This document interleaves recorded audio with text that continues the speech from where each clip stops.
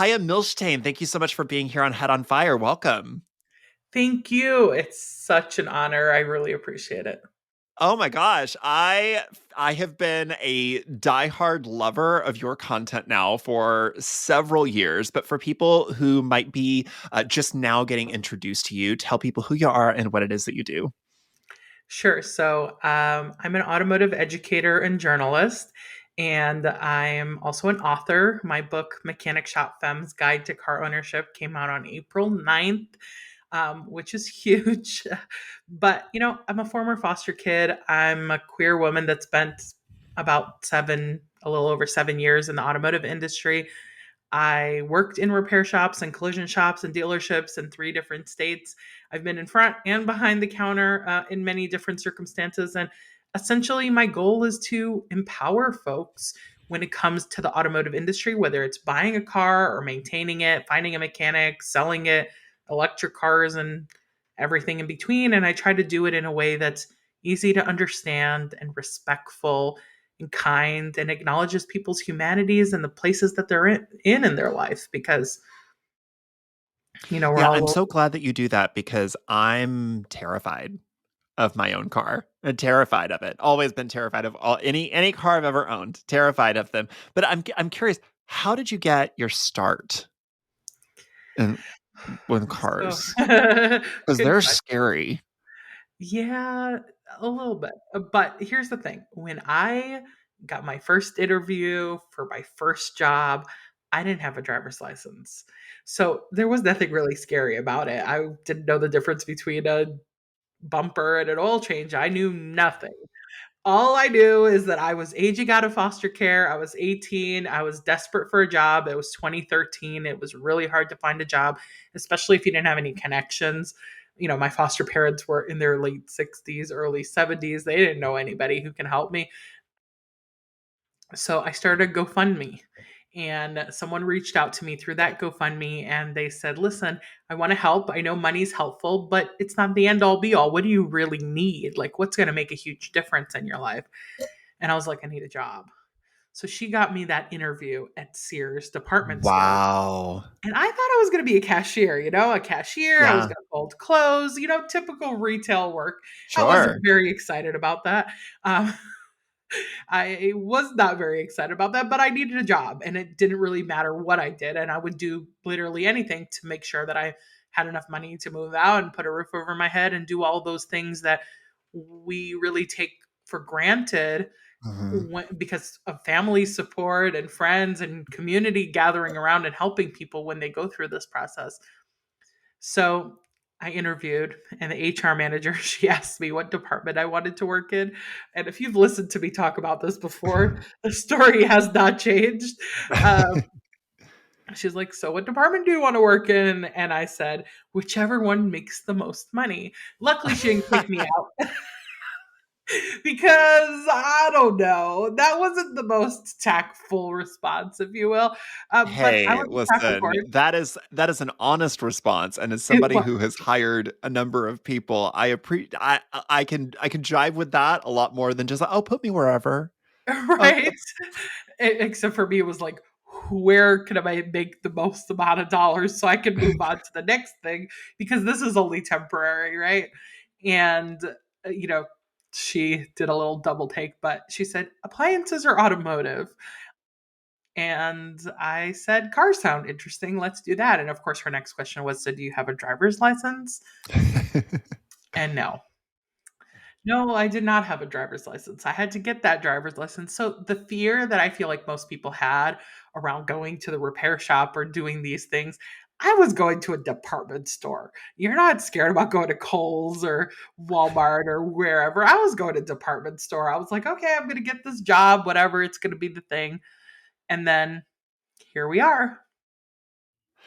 So, fast forward to today, your platform, like your platform and your, kind of advocacy as it is exists at an intersection of so many worlds in which the people in each of those respective worlds don't think the other worlds have anything to do with them or could never be for them. Like the people over here don't think that they don't have anything in common with the people over there. So like queer folks, trans people specifically have difficulty getting and keeping gainful employment.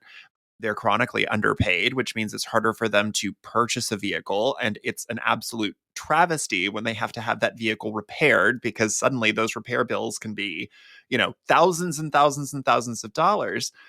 How are you bridging all of those worlds? And what can people do to get comfortable with the idea that they have every right to walk in all of those spaces?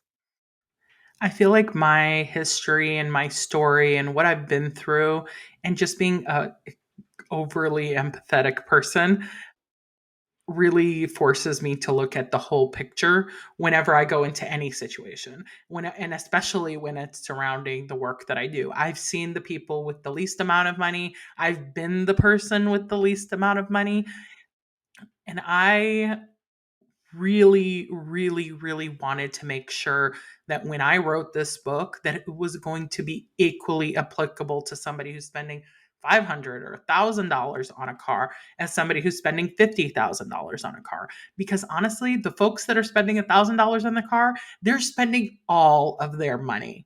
And if they land with a car that doesn't serve their needs, a car that has problems, a car that's going to break down in a week after they buy it, they're going to be the most hurt by that purchase, Mm-hmm. and they're probably not going to be able to fix it.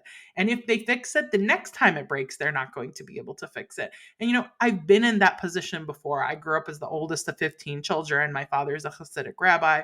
uh, we were poor, and I was poor for a long time after that fact.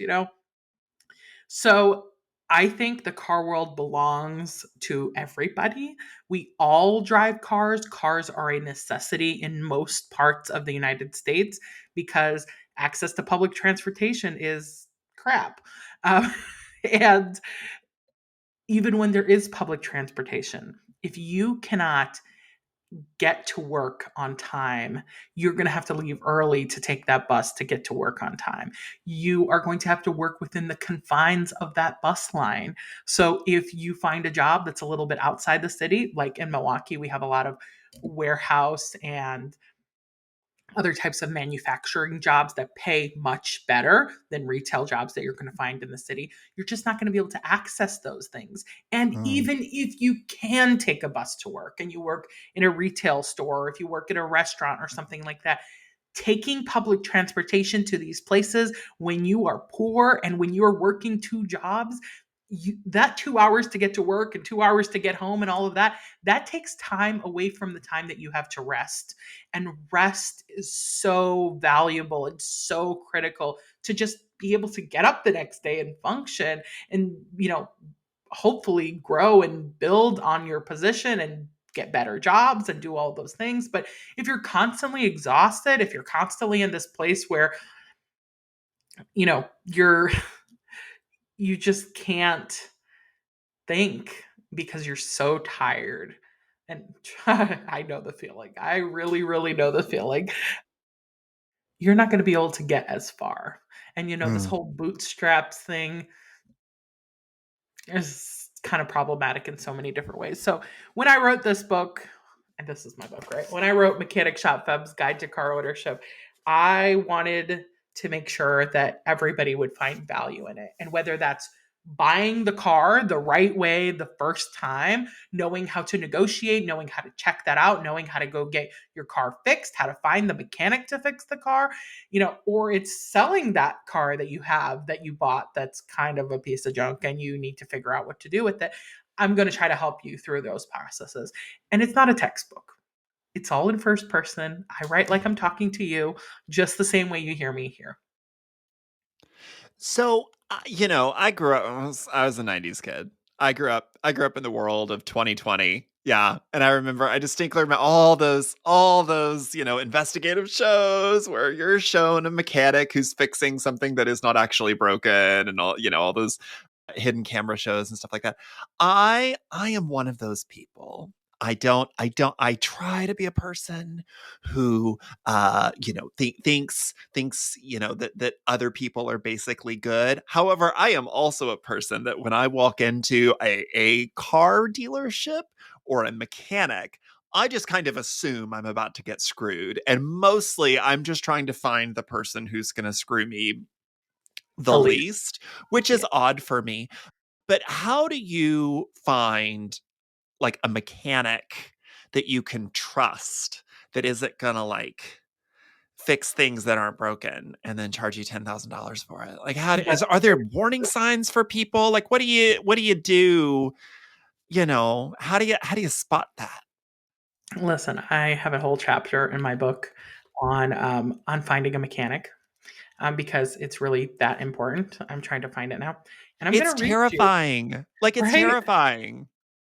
I'm gonna Like, read you. auto insurance is such a freaking scam because you pay hundreds of, you pay thousands of dollars a year, and and then something happens, and then they're like, oh well, it happened during a Uranus retrograde, and we don't cover accidents that happen during Uranus retrograde, so sorry. Like it just doesn't ever seem to be covered, and it doesn't cover anything. I don't understand. So, I totally feel you. Listen, this is the. I'm going to read you the second paragraph in my chapter on how to find a good mechanic, because I feel like it really sums up your experience. Much of the frustration car owners experience in the repair shop is due to not having a good relationship with a mechanic they trust.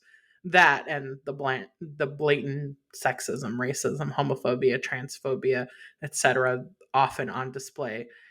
And that frustration is understandable and warranted. From the time you were in diapers, your parents and movies and television probably hammered home the stereotype that all mechanics are scammers and thieves.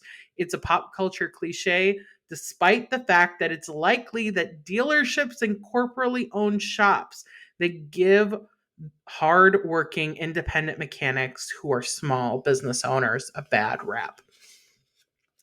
It's a catch 22, really. Car owners mm, don't trust mechanics, and they also don't know much about their car. So everything that a mechanic explains sounds like a lie. Mechanics can have a hard time explaining complicated car problems to customers that are primed to disbelieve them. And if all that isn't enough, discrimination runs rampant in the automotive industry, and many car owners have had experiences that make them wary of trusting another mechanic. So that's how I start. That's how I start. Um, I feel you. At the end of the book, I say something like, listen, I have the same experiences. I do not have automotive educator stamped on my forehead. When I walk into a repair shop, I look like a fat, queer, tattooed woman. And I am treated like a fat, queer, tattooed woman, and not like somebody who knows anything about cars. And sometimes mm, there's a remarkable difference, like a light bulb when they walk back in. And I've had this experience. I went to test drive a car, and the salesperson walked back in after basically ignoring us. Like he snapped at us and he said, "What's your credit score?" Okay, wait here. And then he walked away because he had other customers. And then a few minutes later, he came back, and it was like this light bulb. One of his coworkers told him who I was. All of a sudden, I get an entirely different treatment. There are ways to find really great shops, and it starts with understanding what different types of repair shops are out there, because mm, there are dealerships and there are corporate shops and there are franchise chains and there's mom and pop shops, and they all will offer you a slightly different experience and be valuable to different types of people. So I start the chapter by breaking down what those are, what's the benefits and drawbacks of each of those, because you have to sort of pick your category before you start figuring out how to go to find a mechanic. Then you need to look for the best mechanics that are out there, and you need to do that now before mm. you have a problem with your car. You don't want to be on the side of the road with your car smoking and the tow truck driver being like, hey, where am I taking this? And you don't know where to take it. You haven't built that relationship. The time to start doing that is right now. And I like to call finding a mechanic kind of like dating. It's a process, and you have to do your research and you have to do the legwork and you have to build that foundation so that when you find that good shop, you will build on it, and that will grow, and you will grow to trust them. You will find a shop where you can ask questions, where they're going to answer questions using language that you can understand, or they're going to attempt to help you figure it out if it's something that they can't quite break down into language you can understand, right? And then I'm going to teach you how to say no in those shops, in any Mm. shops that you go to. When you go in for that first service and you're like, oh, this is my interview, I'm going to figure this out, I got this. And then they try to pressure you into doing a whole bunch of work that you weren't prepared for. And honestly, you have to think critically before you say no. You have to decide if no is the right answer at this moment, because if your brakes are falling apart or there's something that's safety critical, you need to consider what you're going to do. And that doesn't mean you're going to do it there. You can get a second opinion. You could go do it somewhere else. You can go park your car in your driveway and not drive it until you're ready to deal with it. So don't ignore their suggestions. But sometimes when people get super pushy, I have strategies for how to say no. And then at the end of all that, once you've found your great shop, I'm going to teach you how to be the best damn customer you can be, because it's a two-way street. So the other side of your platform kind of teaches people basic automotive skills, how to be your own mechanic, and little ways that make sense for a person to take care of the thing that they own, right? I will say I am genuinely terrified of learning many of these skills myself. There's a rather legendary story in my house. When we first moved into this house, the dishwasher didn't work, and we thought, well, we'll start our kitchen upgrades with the broken dishwasher that doesn't work. We're going to fix that, and we're going to do it ourselves because we're two adults. We've got degrees. We're smart people. We know how to do stuff. We can read instructions. And several $100s Yeah, and hundreds of hours on YouTube later, we had a dishwasher that did not wash dishes, and I a believe it. plastic bag wrapped around hoses that were Boy, leaking, and we ended up having to just pay for the plumber to come out anyways, and pay the exact same. We paid double. So we've learned when to just trust experts. I am genuinely terrified of doing it. Now, it's not that I'm scared of learning a new skill. I can learn a new skill. I just need somebody to show me. I need somebody like there to hold my hand and show me. So how can scared people like me learn? And what's a good starting point? sure. So just want to clarify, I do not teach people how to be their own mechanic for the reasons you just described. I There are a lot of people out in the universe teaching people how to fix their own cars. I am not one of those people. I do teach certain limited DIY things that you can do that is very hard to mess up and that almost anybody can do with no matter what kind of tools or access they have. So you can rest assured that if you go watch my video on how to replace an air filter, check your tire pressure, check your engine oil, you got this. These are super simple, super straightforward things that for most able-bodied people is going to be simple tasks for them to take care of. But there's a reason why I don't teach DIY. Besides the Mm. fact that there's a lot of other people out there that are doing it, I find that most car owners aren't interested in going and fixing their cars in their own driveway. That's one. Number two, cars are getting a lot more complicated. They're far more like a computer today than they ever were. And what might have been very simple and straightforward to do 15 years ago is not the same as it is today. And third of all, the time it will take for you to learn and get the tools needed to do these things is a massive investment that isn't usually worth it if you're not planning to do that service again. So, if you want to learn how to fix your own car, go on YouTube, find creators. I don't have any suggestions. I really stay very far away from the car side of the internet when I can. But you do have a very specific way of, like you said, you do kind of introduce people to their own car. You do kind of Absolutely. help people understand like how to do basic maintenance on their own Absolutely. vehicle, which even that I'm kind of scared. I'm like, I know that if I replace my own air filter, I'm gonna do it inside out and my car is going to explode. I know it. I will have the exploding air filter. You So said like you own you, a home. you I Do you I change the do. air filter in your HVAC I system? I do under duress, and I watched a lot of videos, and then when our HVAC guy was out, I had him watch me do it to make sure I wasn't doing it wrong. And did you get it? I did, but again, I did finally have a professional out to the house like showing me. And that's my whole thing is I can learn a new skill. I just need somebody that to make sure that like I have many skills. I have many talents. I don't lack in that. I don't seem to have any of the skills required to be an adult, and I don't want to learn them. Let me I tell you don't want to learn something. them. To change your engine air filter, Uh-huh. in most cars, I have done it in less than 1 minute. And you know how I know that? Because back before TikTok became a big thing, I did not know anything about editing videos at all. You have to keep in mind that I was raised in a Hasidic Jewish home without television, without movies, without books, without all of those things that we take for granted as Americans. I was raised without a basic education. I didn't learn math or science or English or any of those things. Okay. So if I could do it, most people could do it. Now, doesn't mean you have to, but here's what I can tell you. When I started making my videos for Instagram, I made the air filter and jump starting a car were my first videos. And I remember I didn't know how to edit. And back then, you could not post a video on Instagram that was longer than 1 minute. Yeah. And I did not know how to edit, not even how to split and make something a little shorter. I knew exactly zero about any form of that kind of technology. Okay. Somebody had to teach me how to use Instagram when I started my Instagram account. And they taught me a little too well because I was like, oh, let's go. I got this. Anyhow, the first time I changed my air filter on video, I did it in less than a minute.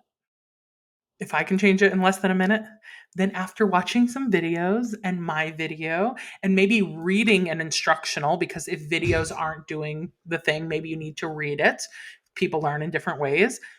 You can consider giving it a try. Or you can find a really great mechanic and they can replace it for you.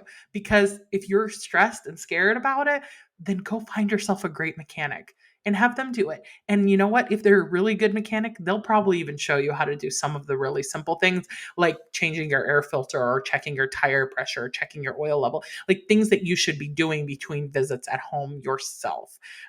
You can look at my videos, but my videos will only help you to a point because they are specific to the car that I'm working on.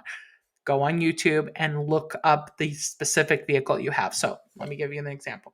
If you drive a 2005 Honda Accord, look up 2005 Honda Accord engine air filter replacement because you don't want to just see a filter get replaced. You want to see that That. filter get See that replaced. filter get replaced. That So one. you know what tools you need, if any. Many filters you can replace without tools. Subarus and Hondas, you open two clips, okay? You open two clips and you put the air filter in. Very straightforward. And if not, then you get a mechanic to do it and it's okay. You just have to find the right mechanic first. So something that you, yeah, I want to go back to a point that you made earlier. When that person who has $500, $1,000, when that person is scraping together every last penny that they have to buy a car, right? Because you do also talk in your book about teaching people kind of how to what to be on the lookout for whenever they're purchasing a car, especially a used Yeah. car. So when that person's scraping all that money together, obviously there is some risk there. If there's an older car, I'm assuming that I might have to have some kind of repair in the near future. But You will maybe likely have to have some kind of repair. yeah, what I will say, I did get really lucky last year. We bought an extra car for my husband, and I asked my mechanic because I at least know enough because I've been watching your videos for so long that I did establish a relationship with a really great mom and pop mechanic in the That's area awesome. that I does love not screw me over, and they're great. But I had them help me find a car, and I found, what is it called, a survivor car, which is that like that thing that you see in like TV shows where it's like, oh, this is some grandma's car that's been in her garage for like 30 years and she used it to drive to church and back, and that was it. it. Like it had like no miles on it, and it was like from 1993, and it's this perfectly preserved blue like gem. I love It runs, the engine looks brand new. It looks like it has never left the garage because it practically didn't. But for people that don't get that lucky, so what are some flags, some questions to ask? What do people need to be on the lookout for if they're on that end of, listen, I know I need to be able to get to work. unfortunately, I live in a country where we are car people. We have to be car people. What do I look out for? Is there a brand? Is there a kind of car? Is there a thing that's easier for me to take care of? Like what should people be looking for? So the less money you have to spend, the more money you need to put aside Mm, for repairs well, that that's your car terrifying. is going to possibly have. Because when you're purchasing an older vehicle, even the perfect older vehicle that you purchased, especially the perfect older vehicle you purchased, you're probably going to need tires. Yep. Yeah. You're going to need tires because the tires are dry rotted or they're reaching the end of their life, even though they have perfect tread. They're Yep. when you're That was the purchasing an first older thing we had to vehicle. do. They were See? old And how much tires. did you spend on your tires? I don't remember, but it was not cheap because No, because not they're big cheap. tires. This is a More big than tire. Like $500. those old car. Yeah, those old cars are big tires. Exactly. So you're going to need things. You might need belts, you might need hoses, Mhm. you might need other elements when you're purchasing that vehicle. So, number one, figure out how much money you have and then put aside a chunk of money. You're going to need to get Mm, insurance, you're going to have to pay taxes and registration in most places, and you're going to need a little bit of money for those initial repairs. Second, the absolute most important thing that you can do to get the best car for your money is do what you did. Take the car to a mechanic for a pre purchase inspection. This pre purchase inspection is worth every single penny that you spend on it. It could be free, could be 50 bucks, but it is absolutely worth it because if you buy a $500 car that's going to fall apart on you tomorrow, it's going to be a problem. Also, $500 cars don't really exist anymore. no, they, this they was a little really bit more don't. than five Usually, hundred you're dollars. getting Not, I lucky. mean, this wasn't Yeah, like usually you're crazy getting money. very, very lucky. You're buying it from a friend or a relative or something like that. So, number one, make sure you put some money aside. Number two, whatever you do, take the car into a mechanic and get a pre purchase inspection. This doesn't mean that you're not going to buy the car because it may have some problems, but at least you're going to know what those problems are and how much it's going to cost so that you can decide if it's worth it to you. And so you can negotiate because you can reduce the price of the car if you find some of those problems. So that would be number two. And number three would be don't get too hung up on the brand of the car if you're spending less than $8,000 to $10,000 and focus more on how well that car was taken care of. So, like you did, you're looking for a car that's been very well maintained and garaged. You want to buy a car from somebody who loves it, somebody who treated it like a member of their family, somebody who got the car washes and did every single oil change on the car and really took care of it. And what you're going to look for is you're going to look for ads that are super detailed. So lots of photos, a description. And if you find ads that don't have that, don't be afraid to ask for more pictures or more information so you have that in front of you. You are looking for somebody who has a lot of maintenance records for their cars. If you go to look at a car, they come out with a binder full of records for you to look at. That is a great. You are on the right track, and you need time. If you go and buy the very first car you find at that price point, you're probably not going to end up with the right car. Buying cars from individuals takes time. That doesn't necessarily mean that you have to go look at 100 cars, but you have to do a lot of research from the back end and you have to talk to the people who are buying the cars and look through the vehicle pictures and read the descriptions and do all the things to help you get the best vehicle. And then again, I have two chapters in the book on how to buy a car, how to budget for it, how to finance it if you decide to go that route, how to lease a car, how to check over the car before you take it to a mechanic, because you don't want to waste your money taking it to the mechanic if there's already major red flags before you even get there. Like that's the last step. That's the step after you've decided you're going to buy it, as long as there are no major things that come up. So, how do you, getting not necessarily fully away from cars for a second, but you're somebody that exists in a male dominated space, right? How do you deal with gatekeepers?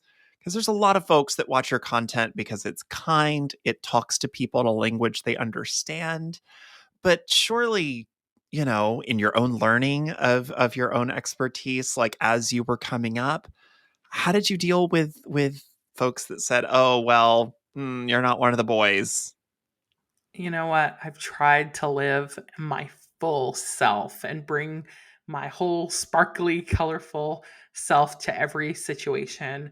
And I've tried to live in a way that I was like, well, if I'm not for you, I'm not for you. Your loss. And you know what? I put my fat, colorful self on the cover of a book that's being published by one of the larger publishers in the world. I think Cachette is the second largest publisher in the whole world.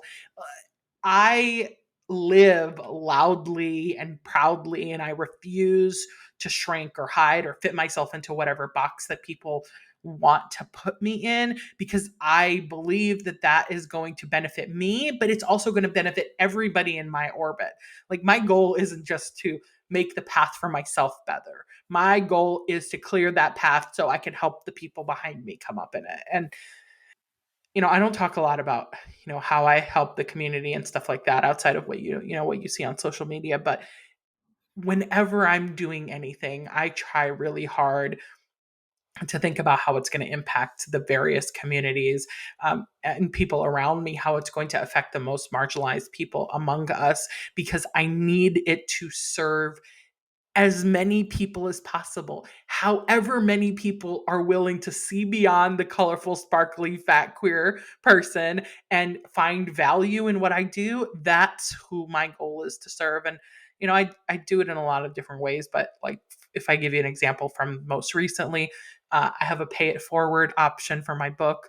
You can go on my website, mechanicshopfemme.com/book, and you can buy a book for somebody else who needs it.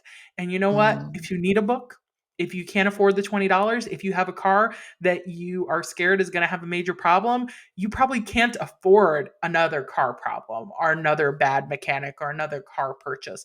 So go and request yourself a copy. We're going to give as many as people buy. As many books as people are willing to donate, we're going to give those away. I'm going on a book tour. I spent a long time building this book tour. I'm going to 16 woman, queer, and POC owned mechanic shops, not bookstores, not libraries, mechanic shops. And this supports the community in so many different ways. One, it connects my followers and my community and communities that have found me through this book.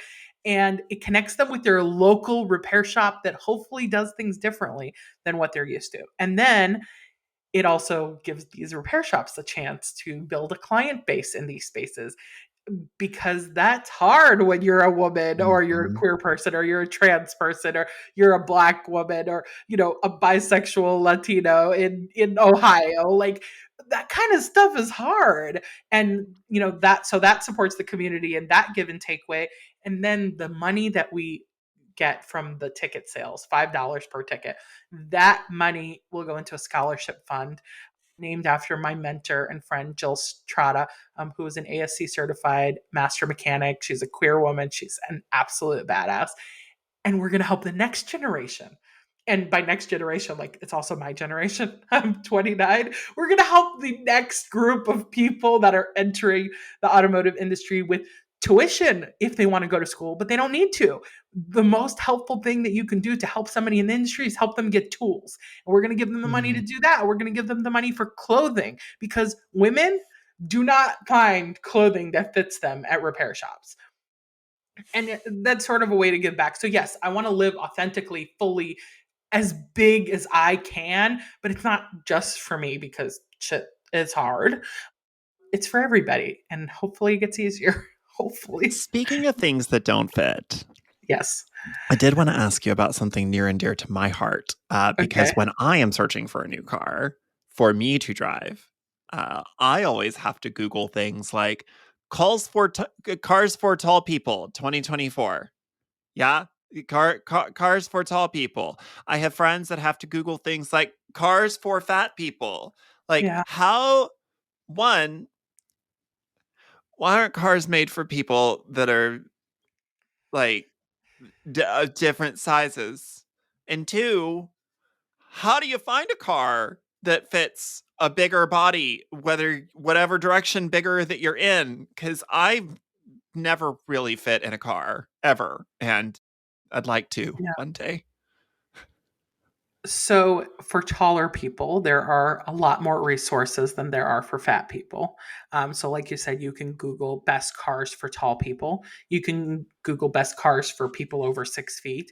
And luckily enough, cars are designed to serve men, and men tend to be on the taller side.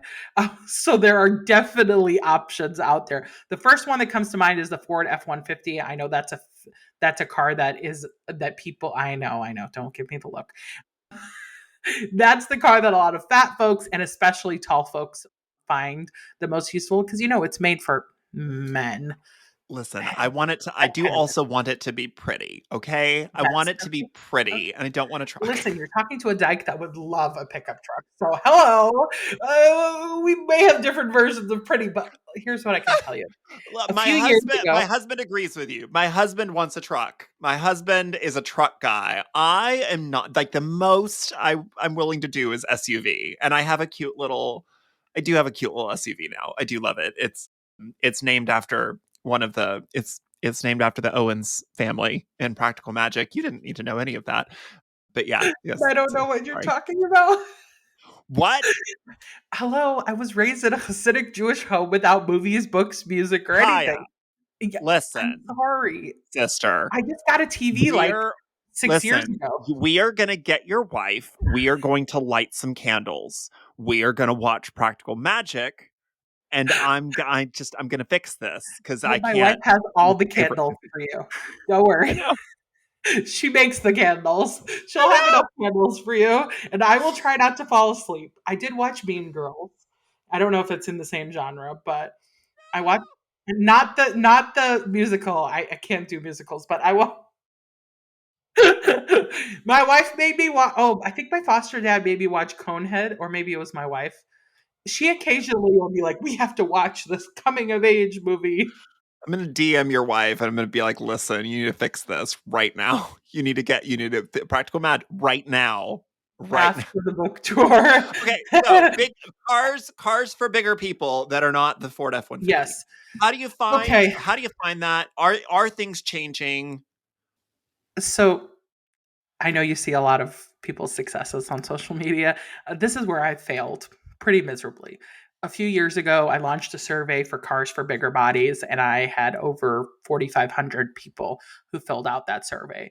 Actually, I did this twice. I launched the survey and it didn't work really well. So I launched a second survey because I didn't set it up correctly because my data analysts are some smart people, and I am not a data analyst. So I launched a second survey that was supposed to be better for the data. And then I didn't know what to do with it. And I tried to, it was just so, I put in so much into this survey and so many different elements and so many different things that I made it a big headache for me and everybody. However, so I've been like struggling with this for a long time and like trying to figure out what I was going to do. I've been paying for SurveyMonkey, which is not cheap, to hang on to all of those responses for all this time. And I've been paying for a website, carsforbiggerbodies.com. And I've been trying to figure it out. And I've been writing a book and, doing all those things all at the same time. Not that So, you're not busy or no, anything. not at all. But I went to a Women in Auto Care conference in February, and I sat down next to this queer woman from North Carolina, and she owns a data analytics company in the automotive industry. And so first we were talking about sponsorships and whatever, and then I was like, "You don't need to sponsor me because it doesn't fit. You're not serving customers; you're serving car clients. That's not helpful." But I really need help with this project. I have all this data and I don't know how to make it useful, how to be able to get those cars for bigger bodies to people. Like, what are the best vehicles? So we've sat and she spent some time doing some number crunching. And after the book and the tour, and I get a little bit of rest because I've been going for like 2 years now,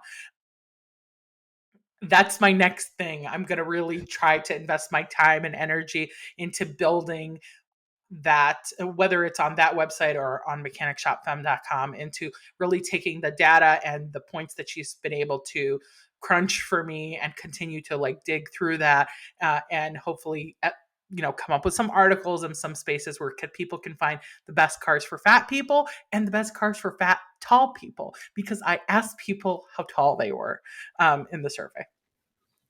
I'm very excited for that Thank you. personally. Thank you. Very excited. I'm Thank you. 6'6", and I just want to fit in a car that isn't. Okay. I want to fit that isn't the Ford F-150. Have you ever tried the Subaru Forester, or you're not gay that way? I'm. I was literally about to say, I'm sorry, I'm not a lesbian. Subarus are for everybody. There's a lot of good reasons to have a Listen, Subaru. One of them is that tall people happen to like them. Also, I will if it's try it. not a Subaru, by the way, the new Forester, it looks like an SUV. It does not look like the wagons from back in the day. Okay, but So what? there's a Subaru on the cover of my book. Hello. No, here's the beautiful thing about it. It has a telescopic steering wheel, and anytime you can get a I have car. my car has that. I love it. I love Yeah. it so much. I can pull my car all the way back. Oh, I love it. So I wait, have you the. said you have a car I'm you not love. gay. I have the Rogue. I have the Nissan Rogue. Okay, that's what I want to hear. Now, if you are a fat person, you should go listen to Carissa Eineken from Fat Girl Flow, who had hell with the Nissan Rogue or Murano, tons and tons of problems. That car literally fell apart on them and their Oh partner. no. So Oh, yeah, mine's been a but if dream, you're but a I. tall person of of smaller size, then that could be great for you. Oh God. Oh well, that's terrible. I will. I mean, I. Mine's been a dream, but only because again, I found a really great local mechanic Who's who's gonna been fix it? keeping it running. No, Just their great. seat like literally fell apart on them. The trim came out, like there was just a lot of problems, and Oh God, it was that's directly bad. weight related. It wasn't the mechanical problems. It was, but yeah, my wife is short. Um, she, she just leased 2023 Nissan Leaf, which you would probably hate. It does not have a telescopic steering I wheel. know so many of those cute little cars are they're little. They're so If you little. want to try another cute little car, My dream car is a 2003 green Volkswagen Beetle. Like the new Beetle. Do you remember those? I was obsessed with those. It's still my favorite car of all time, and I want one so bad. And it's not like I couldn't buy one with my adult money, but yeah, I love those cars. They're just very tiny, and I am not. how about a Honda Element I like or those. I a like that, Kia but the problem Soul? is the legroom. Hondas are not actually as tall friendly as you'd think they are. Yeah. They're not great. Okay, I do want to ask you because I know that we're about to run up on time. What do you think about this new era of vehicles? EVs, hybrids, these newer technologies. Are you loving them? Are you hating them? What do people need to know when interacting in those spaces? Just like what's your up or down on them? I just want to let you know that electric vehicles are not a new technology. Madam C.J. Walker drove an electric vehicle, a Weaverly, back in the late 1800s. Okay, like Amazing. 1890 something. It is not a new technology. It's been around for a long time. The Toyota launched the Prius in the year 2000 in the United States, and before that in Japan. There are a lot of problems with all kinds of vehicles. There are problems with regular vehicles that are polluting and that are causing people to have to flee because of the climate crisis. And there are problems with electric vehicles and mining for the components that make up the batteries. And there are problems with all different types. And I wouldn't necessarily say that electric vehicles are better for the environment, but you should probably talk to a climate scientist on that, because if you live in a part of the country where your electricity is coal powered, then you are not helping the environment with your electric vehicle. That does not mean you should not buy an electric vehicle. That does not mean that that is what is coming. This is what it is. It does not mean electric vehicles are bad vehicles. They're not. Like, my wife just leased one. And again, it also doesn't mean that the Nissan Leaf is a good fit for you. My wife drives less than 7,000 miles a year and she leased it for 2 years and it's going to work beautifully for her. I have a lot to say on the subject. I have an entire Read your chapter of book. it. Go Read my read book. your book. I know. I have an entire chapter about electric cars and hybrids where I dispel myths, where I share things. They are not the right fit for many people. If you do not own a home, don't buy an electric car because you're going to need to install a charger in your home in order to make it the most useful to you, or else you're going to be running around charging your car and wasting your time when you could be charging your car while you're sleeping. If you cannot buy an electric car and you want to buy a great middle ground, hybrids are fantastic. The technology has come a long way. Their batteries don't cost nearly as much as they used to replace if you even have to replace them at one point. And that would be definitely something I would consider. Do you have a favorite car? Like my dream car that I would want one day. Your big juicy just oh god, this is just oh if you as a car. Boy, I would get the Lexus GX 550. It's a big, Uh, boxy, glamorous, comfortable SUV. It also cost a fortune and probably isn't something I'm ever going to have a chance to buy.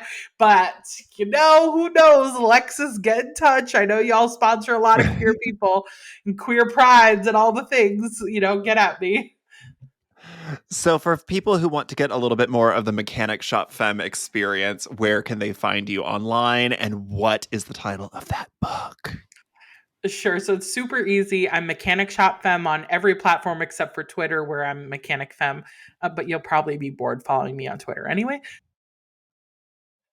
Mechanic Shop Femme on all platforms: Facebook, TikTok, Instagram. And my book is called Mechanic Shop Femme's Guide to Car Ownership. It's available right now. You can order it by going to my website, where I'll have everything linked, or you can go to Amazon, bookshop.org, or your favorite local bookstore. Thank you so much for your time. I'm so appreciative of you. And I am just such a big fan of your platform. So I am like fanboying over here. Thank you so Thank you much for so being much. here. Thank you.